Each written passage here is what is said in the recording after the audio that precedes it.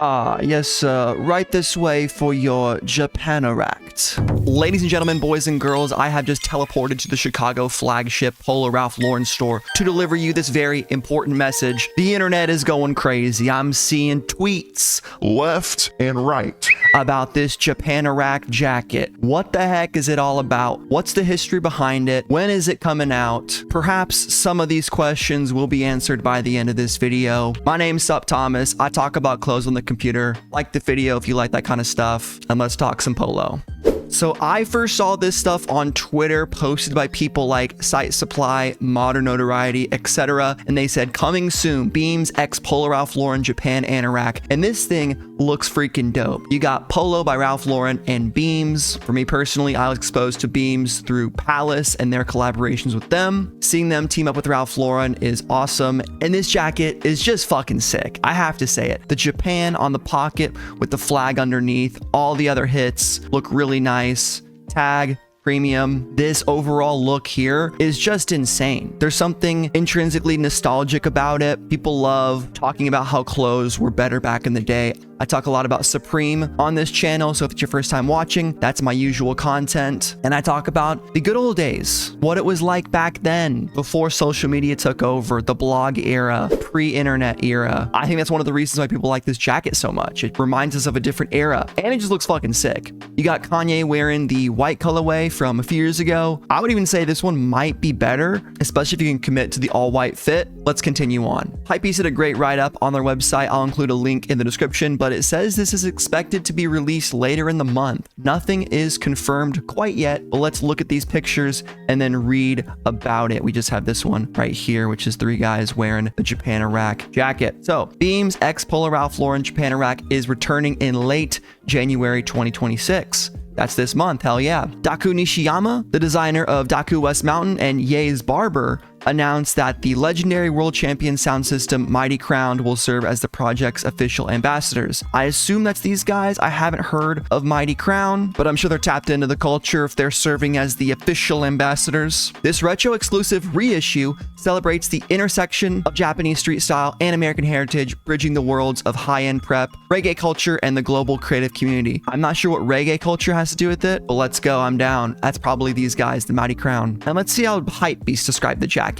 The aesthetic of the Japanorak is a masterclass in stealth utility. Deep matte black, the jacket premium leather hardware on the zippers. Ooh, drawstring toggles providing a luxury silhouette. Reveals the interior, a vibrant royal blue lining by the words exterior Japan. Okay, what is the reissue? What's it all about? Well, this guy, Daku Nishiyama, is basically Kanye's barber when Kanye's in Japan. That's what I assume. And beyond his work as a barber, he designed under his brand a set of Japanoraks. That was what Kanye was wearing, okay? So this is not Ralph Lauren. This is his brand taking inspiration from the original one back in 1992. His, I believe we'll see later, was made in like 2009, 2010 for Dak's very own. Okay, he's recognized as Ye's personal longtime barber, a role that has kept him in the series of culture, yet a role that has kept him in the center of global street culture. Had an opportunity to link with one of all-time heroes, yada yada. The Japanorak retro exclusive pieces will be releasing at the end of the month. Bless up! Let's go. Heck yeah. Right here we can see Dak and two other guys rocking the Japanoraks. They're tagged here. I'm assuming these are the reissued ones that are coming out later this month. You got Mighty Crown, the Japanese reggae guys, hell yeah. And you got this thing, which is a poster from 1998. I love it. And that's great and all, but I had to get just some overall history on the Japanorak. So this is what the AI overview on Google says. Take that with a grain of salt. We'll check the sources at the end. Origins and 1992 Stadium Collection. So basically takes inspiration from the 92 Barcelona Olympics. A lot of those famous items, like I think the Snow Beach Polo Ralph Lauren was from a similar stadium collection, similar era. I'm not a polo historian. I do know some of the pieces that are very exclusive and collectible. And it's my understanding that this is like, yeah, a collector's item, highly sought after, hard to find. And I guess they brought back the stadium capsule in 21. They did not bring the Japanorak. And then here we go, Beams X Japanorak 2026. It's a testament to Polo's ability to create internationally resonant designs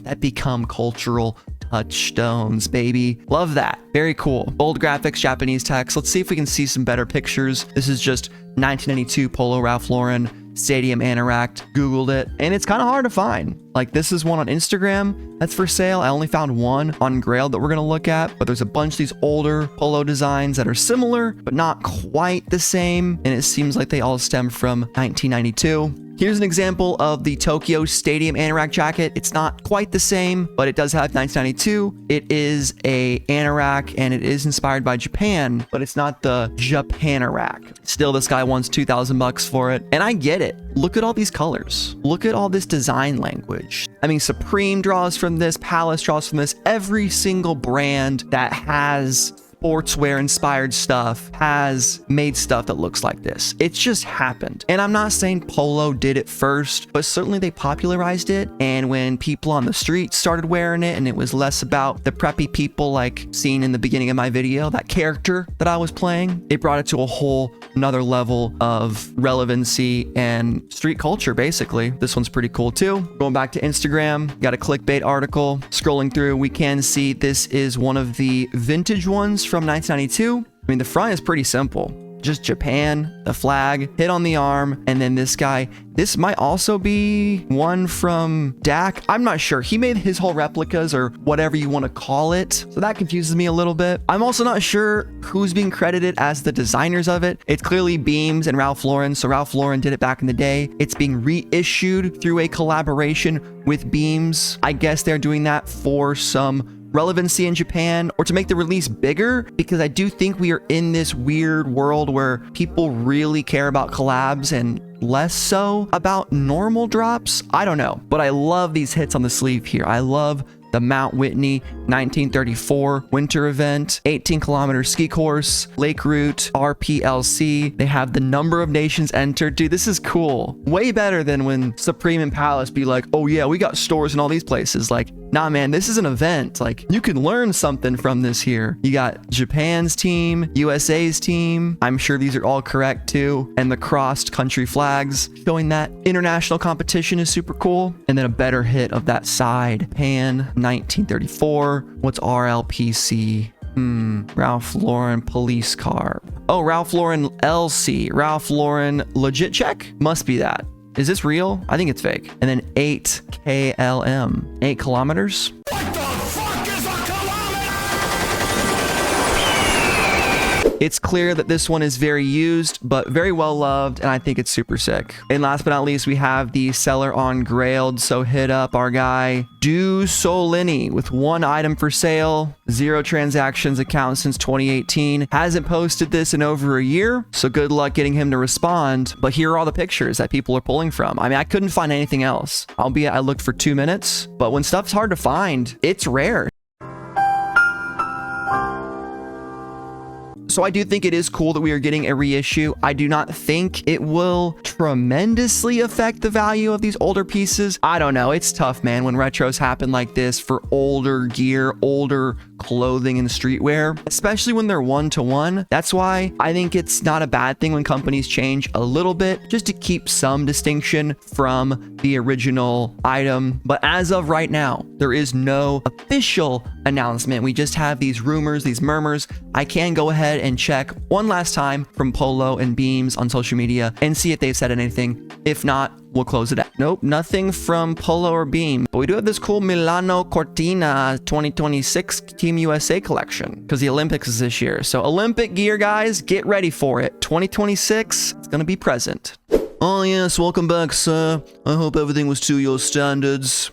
I hope you guys enjoyed the video today. If you want me to cover more brands or just one-offs like this, let me know in the comments down below. As always, stay tuned for all the latest Supreme, Palace, and streetwear news. It's been your boy Thomas, and I'm out. Peace.